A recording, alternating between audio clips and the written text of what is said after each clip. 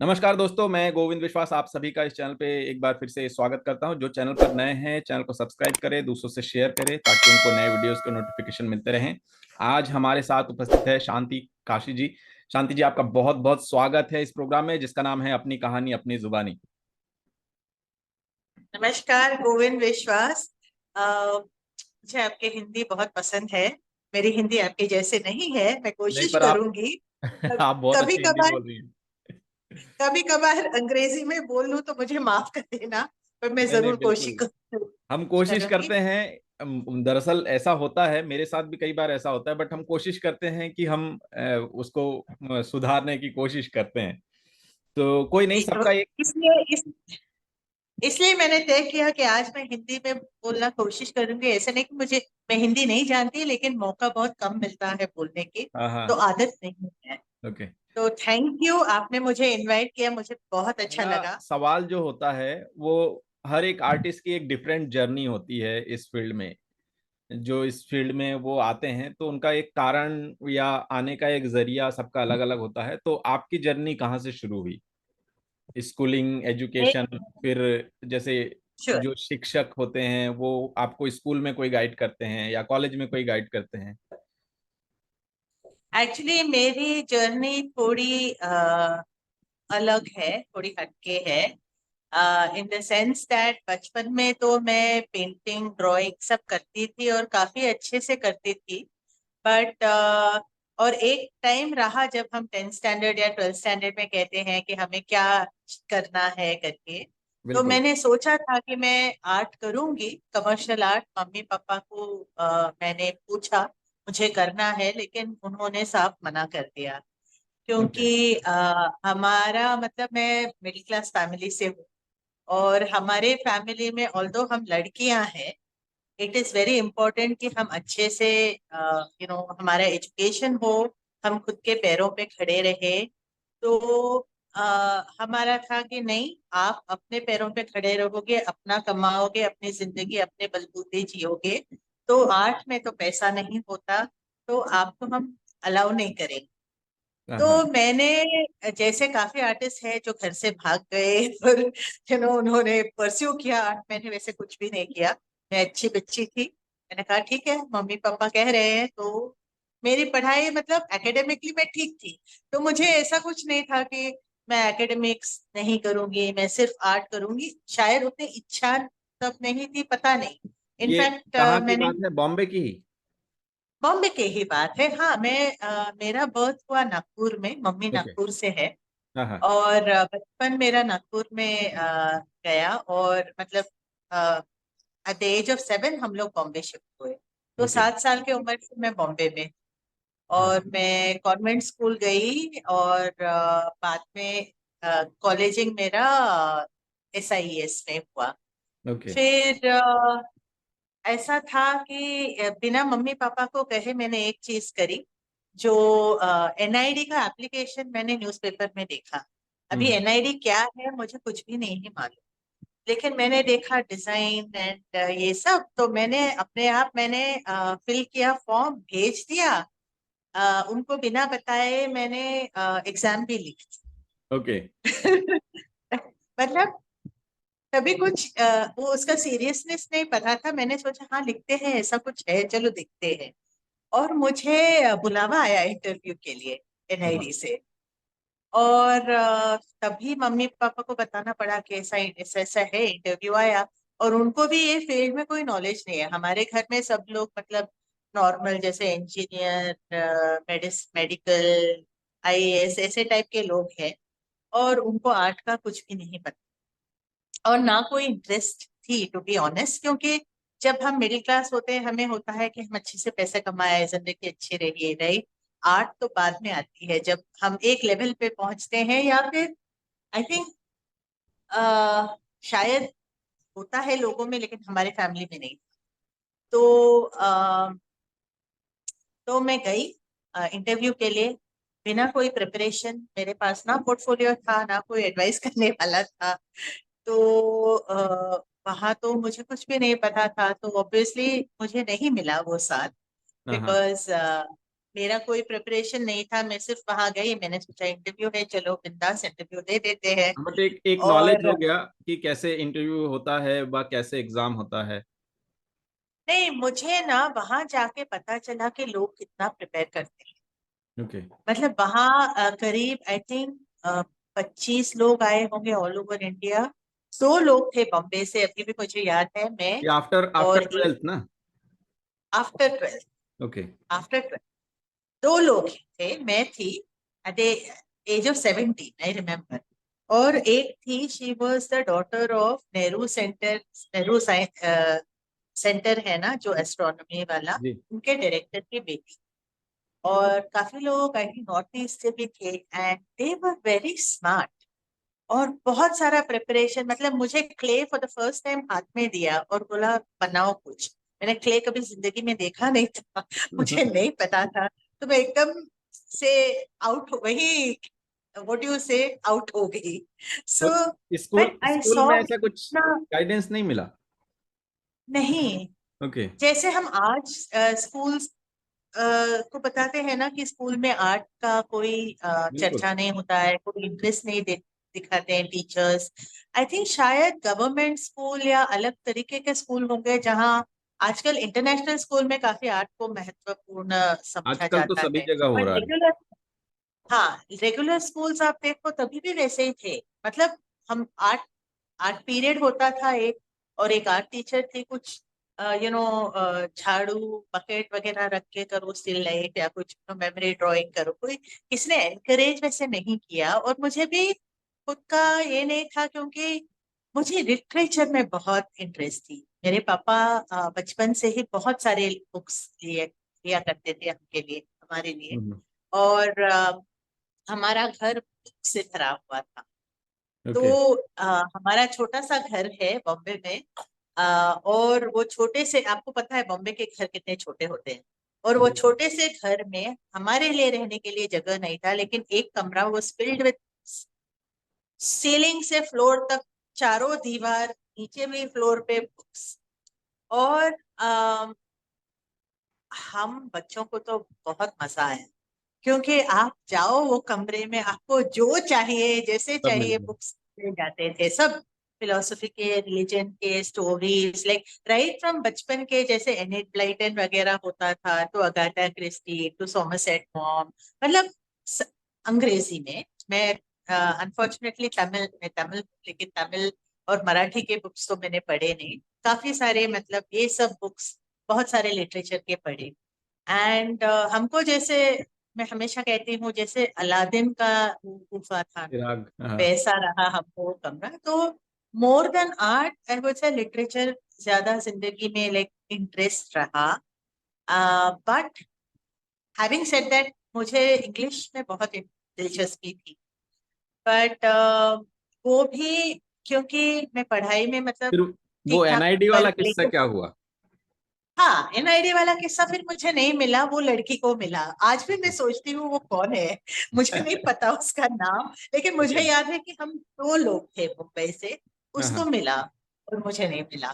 फिर and obviously तभी मुझे दुख हुई कि क्योंकि मुझे नहीं मिला, राइट। वो एज में हम कॉम्पिटिटिव रहते हैं कि बिल्कुल हमें भी बिल्कुल मिलना चाहिए वगैरह। बट बिल्कुल। विदाउट, मतलब तभी समझ नहीं थी कि अरे आपने तो कुछ प्रिपेयर ही नहीं किया, आपको कहाँ से मिलेगी। फिर आपने वहाँ एनआईडी के बाद आप फाइन आर्ट्स आ गई? नहीं नहीं, फिर मैंने बीएससी किया मैथमेटिक्स ओके। और स्टैटिस्टिक्स में। बीएससी किया, साइंस लिया था मैंने, क्योंकि वो भी थोड़ा हमारा घर का ये है कि तुम उस जमाने में, अभी तो बदल गया है, कि तुम वो लेवल्स होती थी, आर्ट्स लो कि थोड़े कम इंटेलिजेंस हो, कॉमर्स लो हाँ ठीक ठाक है, साइंस लो तो अव्वल हो तुम, ऐसे लाइक। सो मुझे जब मार्क्स मिले, मैंने सोचा नहीं नहीं, साइंस लेना चाहिए, क्योंकि मुझे नहीं, लाइक बुद्धू नहीं रहना है, मैं ये साइंस लूं। ये समस्या सिर्फ आपके साथ नहीं, ये मेरे ख्याल से 60% फैमिलीज में ये होता है कि ये ले हाँ लो वो ले हाँ लो। हाँ, वो एकदम रबिश होता है उसका। एक्चुअली कोई और कोई कभी बताने वाला भी नहीं था कि तुम यू नो बिल्कुल। ऐसा था। और पेरेंट्स तो बिजी रहते हैं, मतलब घर संभालने में, हमको संभालने में, तो उनको टाइम नहीं रहता है। सो बिल्कुल। हम लोग तो वैसा ही एनआईडी गया। और जैसे मैंने कहा कि मेरा ऐसा नहीं था कि अभी एनआईडी नहीं मिला, नेक्स्ट टाइम ट्राई करो, अटेम्प्ट करो। अभी एक एक बार गया तो गया, फिर मैंने गया। कंटिन्यू किया, बीएससी किया। बीएससी के बाद एमबीए किया पुणे सिम्बायोसिस से। और फिर काम पे लग गई। फिर काम पे मुझे बहुत घूमने मिला। हाँ हाँ। मैं 14-15 साल काम किया मैंने। एंड काफी सारा, मतलब मैं ऑस्ट्रेलिया में रही, यूएस गई, अफ्रीका में रही। बहुत मतलब इंटरनेशनली काम किया है। फिर और अचानक से ऐसा क्या किक किक हुआ कि मुझे फाइन आर्ट्स में आना है? हाँ, वो इंटरेस्टिंग स्टोरी है। ऐसा हुआ कि मैं ऑस्ट्रेलिया में थी और मैं अकेली थी, तो मम्मी पापा ने कहा कि तुम वहां अकेली क्यों हो, चले आओ वापस। तो वो लोग मेरे साथ आके रहे थोड़े टाइम पे, थोड़े टाइम। और वो जब चले गए, मुझे लगा हाँ उनका कहना ठीक है। और मुझे ये अजीब सी एक आदत है, जो मैं खुद को प्रोजेक्ट करती हूँ। लेकिन हर 10 साल मैं खुद को प्रोजेक्ट करती हूँ कि 10 साल बाद मैं कहाँ रहूंगी, क्या होगा। थोड़ा बहुत एक्टिव इमेजिनेशन है मेरा। सो मैंने सोचा ऑस्ट्रेलिया में हूँ, सब कुछ ठीक ठाक है, अच्छे से कमा रही हूँ, अच्छा घर है, मतलब सब है। हम्म। और और मैं खुश थी, मेरे अच्छे दोस्त भी थे। लेकिन फिर मैंने सोचा कि मैं बूढ़ी हो जाऊंगी, मैं रिटायर हो जाऊंगी, फिर यहाँ अकेले एक एक विजुअल जैसा मेरे सामने आया कि ये बूढ़ी औरत बैठी है अपने गार्डन में एक बिल्ली के साथ। अपना अच्छा सा रोज गार्डन है, मैं वहां एक बूढ़ी औरत बैठी हूँ उस बिल्ली के साथ, और कोई नहीं है। वो विजुअल देख के मैं डर गई। और मुझे मुझे हमेशा, लाइक बॉम्बे में पले बड़े हैं तो क्राउड्स अच्छा लगता है। एक हम्म। काफी लोग रहते हैं, आने जाने वाले लोग रहते हैं, मेहमान रहते हैं, काफी बड़ा फैमिली है हमारा। तो सडनली मुझे लगा नहीं, मैं ये, मतलब मुझे इंडिया वापस जाना चाहिए। अगर मुझे पसंद नहीं आया, मैं वापस ऑस्ट्रेलिया आ जाऊँ। ओके। तो मैं इंडिया इंडिया में जॉब लेके मैं इंडिया आई। इंडिया में काम कर रही थी और अच्छे नौकरी पे थी। तभी सब कुछ अच्छा चल रहा था। फिर ऐसा हुआ, एक मतलब मेरे साथ हादसा नहीं, लेकिन मेरे आजू बाजू में 3 लोग गुजर गए। ओके। एक 50 इयर्स की औरत थी, उनको सडनली सेरेब्रल मलेरिया हुआ एंड शी डाइड इन। एक लड़की ट्रेन एक्सीडेंट में, 20 इयर्स ओल्ड, 21 भी नहीं, सडनली ये सब। और 3 लोग ऐसे, मतलब अचानक एकदम उनका मृत्यु, विदाउट वार्निंग, विदाउट कोई, मतलब ऐसे नहीं कि बीमार थे कुछ रहा या बूढ़े थे। तो मैं करीब 4 साल की थी, होने वाली थी। तो ऐसे बोलते हैं ना, मिड लाइफ क्राइसिस। तो मुझे लगा अरे, इन लोगों में बहुत इम्पैक्ट हुआ था। तो मैंने कहा ये लोग जो है अभी, मतलब सडनली गए। और मैं अभी 40 की हूँ, क्या पता है ये 50 में मैं भी चली जाऊंगी, तो मैंने क्या किया जिंदगी में।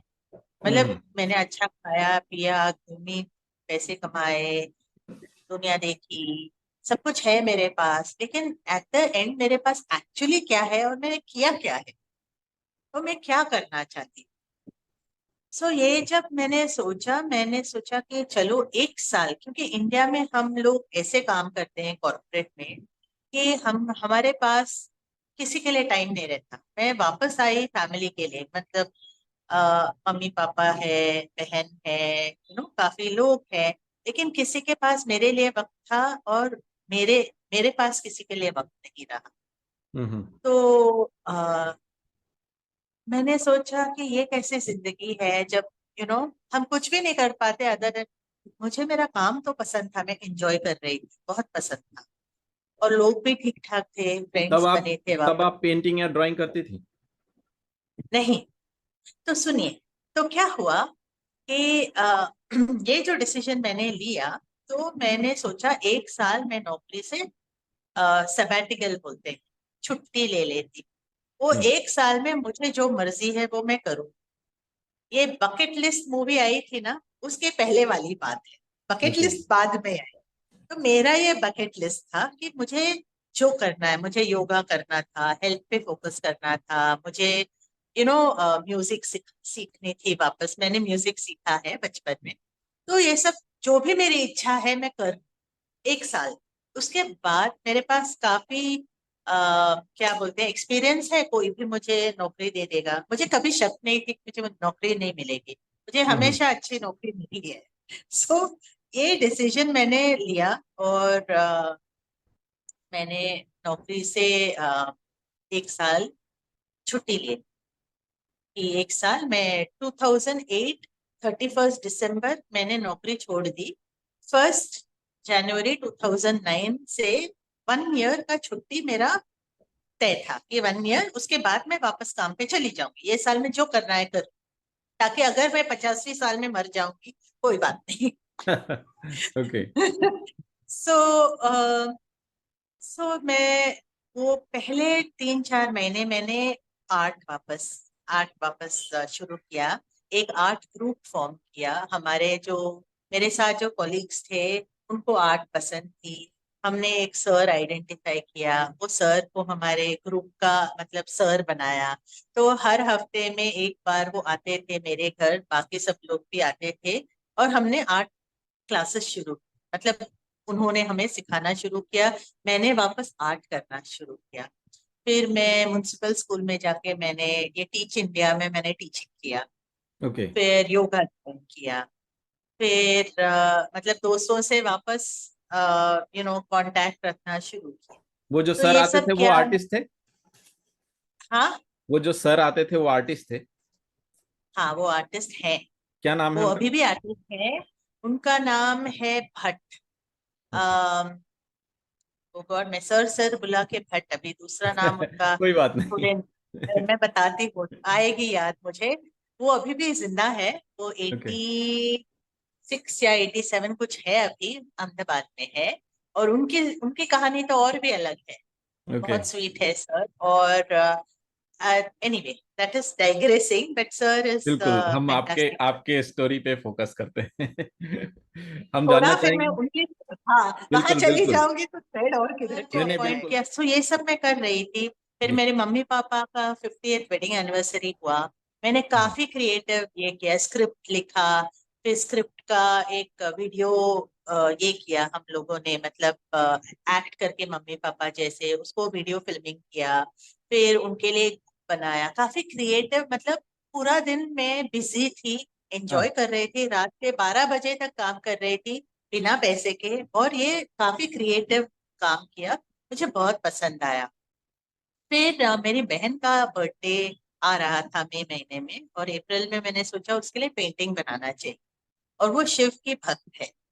तो मेरे ही दिमाग से मैंने एक फॉर्म कॉम्पोजिशन कैसे बनाना है, कुछ रेफरेंस नहीं दिया। मैंने सोचा मैं एक पेंटिंग बनाऊंगी। मेरा एक मतलब लोटस, फिर वो शिवलिंग का फॉर्म, वो सब लेके मैंने कॉम्पोजिशन बनाया और पेंटिंग बना रही। और वो जो पेंटिंग मैं कर रही थी, एक क्षण आया, क्षण बोलूंगी, I don't know how long, few seconds, few क्या था पता नहीं। जब मैं पेंट कर रही थी मुझे ऐसा महसूस हुआ कि पेंटिंग मेरे थ्रू आ रहा है। मुझे खुद का एहसास था, मेरे हाथ का, मेरे ब्रश का, मेरा। लेकिन वो क्षण में मुझे लगा मैं नहीं, आई डोंट एक्सिस्ट। लेकिन मैं देख रही हूँ पेंटिंग हो रहा है। पेंटिंग है, मैं हूँ, लेकिन मैं नहीं हूँ, मेरे थ्रू हो रहा है। हो रहा है। तो जब जब वो एक्सपीरियंस किया मैंने, मुझे वो एक्सपीरियंस काफी इम्पैक्ट हुआ। तो मैंने सोचा कि ये तो ये एक्सपीरियंस कुछ खास है। और मुझे वो याद आया जब मेरे बचपन के, जब मैंने सोचा था कि मैं आर्टिस्ट बनूं। ओके। फिर मुझे याद आया कि जहां भी मैंने ट्रैवल किया मेरे पास एक ईजल है। तो कंट्री टू कंट्री जब मैंने ट्रैवल किया, मैं सारे सामान बेच देती थी, क्योंकि एक कंट्री से दूसरा कंट्री सामान लेके नहीं जाते थे। मेरे बुक्स, मेरे कैसेट्स, मेरा सब कुछ बेच देती थी, फर्नीचर। लेकिन ये ईजिल मेरे पास हमेशा रहा। वो वो 15 साल जब मैं घूमी, मैंने ईजिल को कभी नहीं बेचा। ओके, हो तो सकता है वो ये भी इसका ऐसा कनेक्शन, कुछ कनेक्शन ऐसा वो आपको इस वे में आना था। बिना, हाँ, सबकॉन्शियस कनेक्शन ना। मैंने वो बिल्कुल। एक्टिवली भी नहीं सोचा कि मैं ईजल क्यों, ऐसे नहीं कि मैंने ईजल का इस्तेमाल किया या बहुत सारा, मतलब मैं पेंटिंग कर रही थी ऑफ एंड ऑन, कुछ ना कुछ करती थी, बट वो ईजल मैंने नहीं छोड़ा। तो हम्म। मैंने सोचा इसमें तो कुछ है, अपने को अभी आर्ट करना चाहिए। तो सोचा हाँ, 6 महीना तो है। और बचपन में मुझे एक ड्रीम था कि मैं शांति निकेतन जाऊँ, क्योंकि ओके। रविंद्रनाथ जी के काफी बुक्स रीड किए थे। तो मुझे शांति निकेतन या जे में आर्ट ज्वाइन करना। तो मैंने फैमिली को कहा, देखो मैं अभी, मई महीना है, मुझे हाँ। पता है कि एप्लीकेशन प्रोसेस होगा। तो मैंने कहा कि मैं अप्लाई करने वाली हूँ।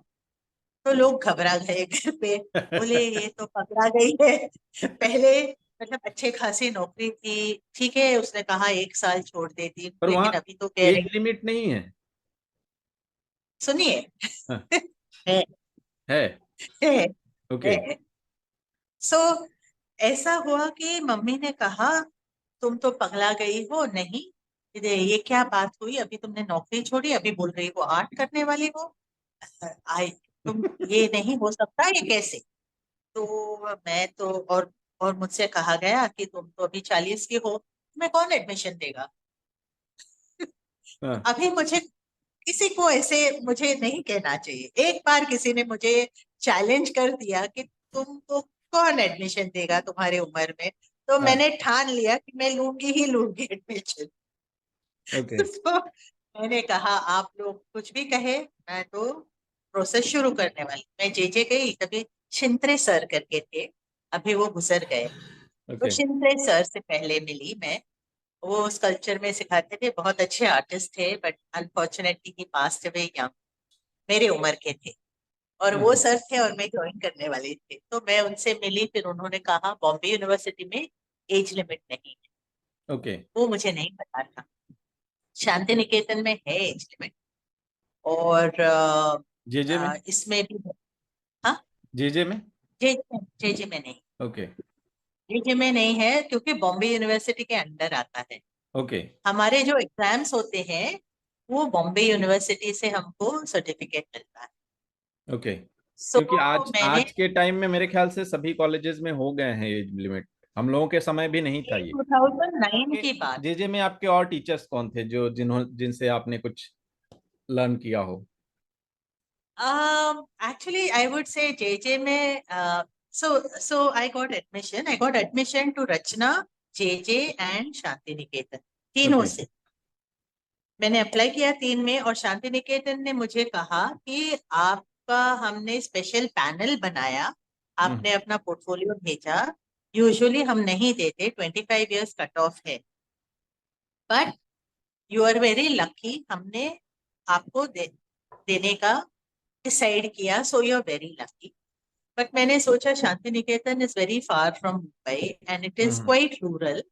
एंड मुझे लगा कि वापस वो 4 years के बाद, वापस अभी 15 साल बाद मैं वापस आई थी इंडिया, वापस 4 years में चली जाऊंगी, वापस आऊंगी, फिर वापस शुरू करो जीरो से, मुझे नहीं करना था। तो मैंने वो ड्रीम छोड़ा। मैंने सोचा मास्टर्स करूंगी वहां, लेकिन मास्टर्स तो जे से ही किया। So okay. जे में एडमिशन मिला और मैं बहुत खुश थी। मुझे, मेरा पूरा लाइफस्टाइल चेंज हो गया। अभी पैसों का महत्व मुझे समझ में आया, क्योंकि जब तक पैसे आते थे तो ठीक है, पैसे आते रहेंगे, बहुत सारे पैसे, क्या फर्क पड़ता रहे। बट अभी पैसे तो आना बंद हो गए। अभी मुझे खुद की खर्चा निकलनी है, पता नहीं क्या होगा आगे। तो मैं पब्लिक ट्रांसपोर्ट लेने लगी, ट्रेन से ट्रैवल करने लगी। मैंने बहुत मतलब मेरा खर्चा बहुत ही कम कर दिया। अदर देन आर्ट मेरा कोई खर्चा नहीं था। सो कभी कभी मुझे ट्रेन में ट्रैवल करते समय लगता था कि मैं सचमुच पागल हूँ, मतलब इतनी गंदगी, इतना ये, मुझे क्या हो गया, मैं क्यों ऐसे कर रही। But the minute I set foot inside जे ना, मुझे लगा, मुझे कुछ भी नहीं लगा।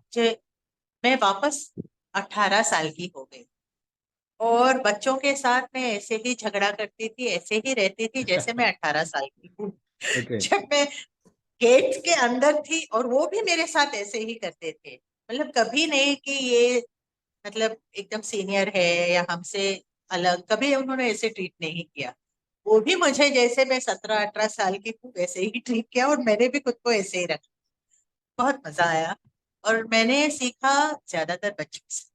I will okay. एक तो मैं खुद को काफी अप्लाई किया। और और आपके आपके समय फर्स्ट में, ईयर, आपके समय में टीचर्स कौन थे, मैं वो जानना चाहूंगा। मेरे समय में मेरे फर्स्ट ईयर में साबले सर थे जो हमारे क्लास टीचर थे। ओके। बट सिखाने सिखाने वालों में से the young sirs use to teach. मतलब जैसे बोंद्रे सर, फिर सीमा मैम, सब लोग मतलब सीनियर्स वर थे, but juniors use to teach. Prakash hmm. Sonawane, okay. फिर श्रावस्ती थे, अनिल नायक थे, जॉन सर थे, सारे के सारे थे। मतलब अ, मनीषा पाटिल मैम थी, ओके। प्रभाकर पाटिल सर आए थे 1 साल 1-2 साल के लिए। 1 साल उन्होंने सिखाया, बहुत सारा सीखा उनसे। मतलब उनसे राजेंद्र सर भी वही है ना? राजेंद्र पाटिल तो एटीडी सिखाते थे। ओके। एटीडी या वो दूसरा, वो मेन मतलब बैचलर्स कोर्स में नहीं थे तभी। ओके। फर्स्ट ईयर मेरा एकदम, मैं फोकस कर रही थी। मैं वापस स्कूल आई थी, ना इधर ना उधर देखती थी। और मेरा स्किल उतना लेवल पे नहीं था जितने बच्चों का था, क्योंकि बच्चे डायरेक्टली स्कूल से आते हैं, राइट? या फिर बिल्कुल। एटीडी करके या कुछ करके। तो बच्चे आके मुझे कहते थे कि आपको कितना मार्क मिला। मुझे पासिंग मार्क मिलता था, 4 आउट ऑफ 10।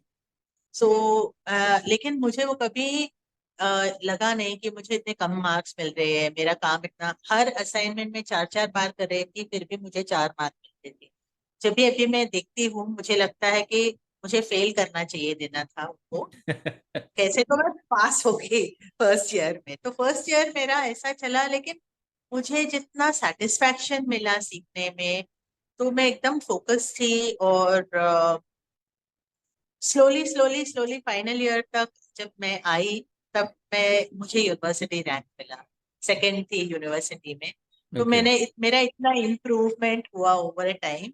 हाँ हाँ। और एक बात है कि जब मैं फर्स्ट ईयर में थी, एंड ऑफ फर्स्ट ईयर मैंने सोचा, एंड ऑफ द ईयर मैंने सोचा 6 महीने हो गए, अभी छोड़ दूं, वापस काम पे जाऊं।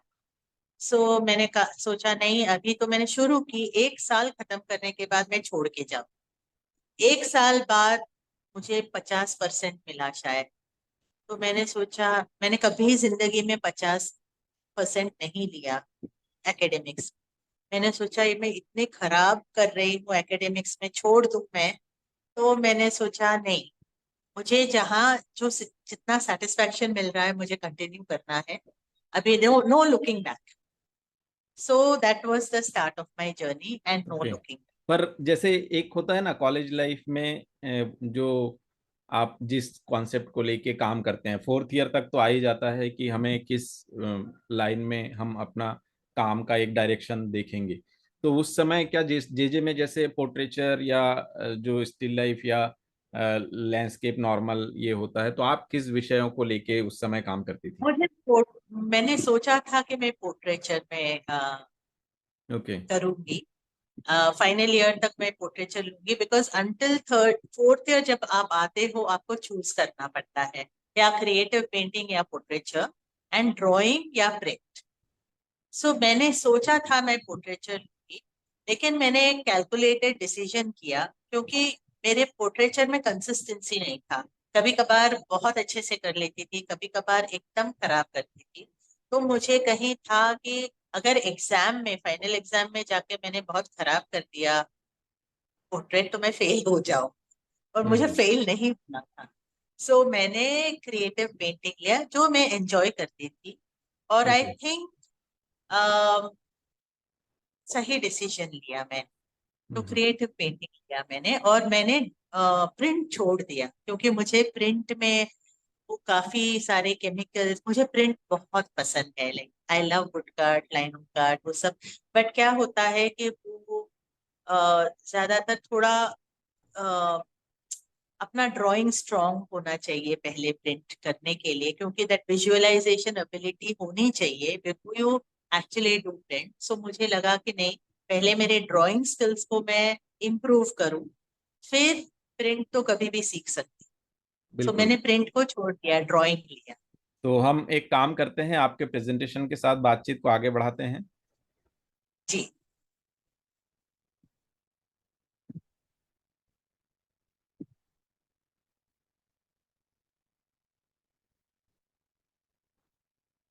अच्छा, ये सीरीज जो है ये मुझे बहुत पसंद है, जो आप बारीकी से ड्राइंग्स को और उसके बाद उसको जो ये करती हैं। ये कब के सीरीज हैं? ये शुरू हुए फाइनल ईयर में। ओके। तो फाइनल ईयर में हमें छूट दिया गया बहुत सारा। हमको कहा गया कि अभी हम आपको असाइनमेंट नहीं देंगे। हम्म। हमारे सुधाकर यादव सर थे। He was fantastic. उन्होंने काफी टॉक्स किए हमारे साथ, हमारे क्लास के लिए, और about form, about the ways of thinking, about artist. बहुत मतलब उनका एकदम एक फिलोसॉफिकल टॉक्स होते थे। नॉट रियली एकेडमिक, एकेडमिक को लेके ही, लेकिन काफी क्रिएटिविटी भी थी। तो वो हमें सोचने पे मजबूर करते थे, हमारे काम के ऊपर, दुनिया के ऊपर, हम जो देखते हैं अगल बगल में वो सब। तो फोर्थ ईयर में हमको बताया गया आपको जो करना है आप करो। अभी थर्ड ईयर तक हमें असाइनमेंट्स देते थे, तो हमें पता था कि ठीक है ये असाइनमेंट है, ऐसे करना है, कर लो। अभी जब ब्लैंक कैनवस देखा पहली बार और छूट दिया, तो हमने सोचा हम अभी क्या करें, समझ में नहीं आया। और 2 महीने गए, when everybody just used to sit in front of the canvas, अभी आज क्या करेंगे पता ही नहीं। दो हम्म। महीने ऐसे ही रहा। फिर हम एक्सपेरिमेंट करने लगे, बहुत सारा एक्सपेरिमेंटेशन किया। और this work came quite accidentally, in the sense कि मैं प्रिंट स्टूडियो गई थी और मेरा हाथ वो ब्लैक कलर, वो प्रिंट का जो इंक होता है ना, उसमें हम्म। लग लग गया। और मेरा हाथ मैंने एक पेपर पे रखा था बातें करते किसी के साथ। जब हाथ मैंने उठाया, मैंने देखा वो print was really beautiful. So okay. मैंने सोचा क्यों ना ये प्रिंट को लेके मैं काम करने, ड्राइंग करूँ इसका।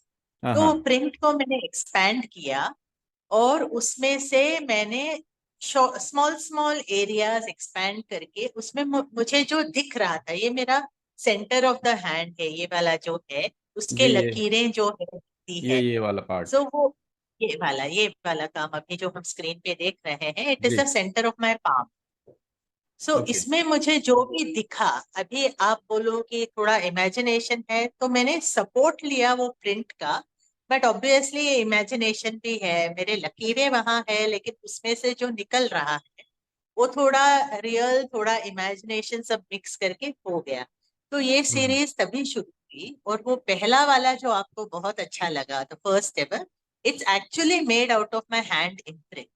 So okay. मैं इम्प्रिंट करने लगी अपने पाम का जो है, आ, और वो लकीरें को खींचते खींचते मैंने पूरा पेंटिंग बनाया। जो भी like multiple time I would put my hand on the canvas, hmm. And then I would start connecting that, doing some writing on it.